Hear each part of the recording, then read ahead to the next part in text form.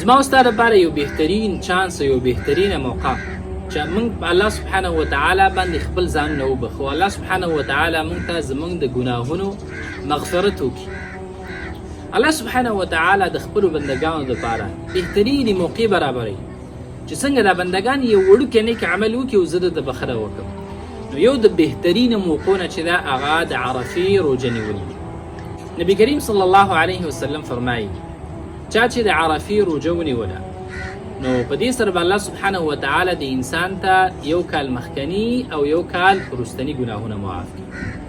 موږ او تاسو څومره ګناهګار یو او څومره محتاج یو چې الله سبحانه وتعالی موږ ته بخښنه وکړي او زموږ ګناهونه معاف کړي. نو څومره یو وړوکی عمل یو ورځ روژه نیول او الله سبحانه وتعالی تا ته د دې په بدله کې یو کال مخکني او یو کال وروستني ګناهونه بخښي.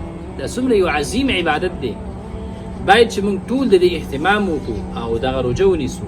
نن چې دی هغه 15 تاریخ دی د شپږمې میاشتې او د عرفې روژه چې ده هغه سبا نه بل سبا ده 28 تاریخ راځي. نو باید دغه روژې اهتمام موږ وکړو او کوم خلک چې په دې خبر نه او د دې په فضیلت باندې خبر نه هغه په دې باندې خبر کړو، دا خبر هغوی ته ورسوو چې په دې یوې روژې سره الله سبحانه وتعالی انسان ته د 2 کالو ګناهونه بخي، یو کال مخکنی او یو کال وروستنی، چې کله د انسان د کبایرو نه ځان ساتي.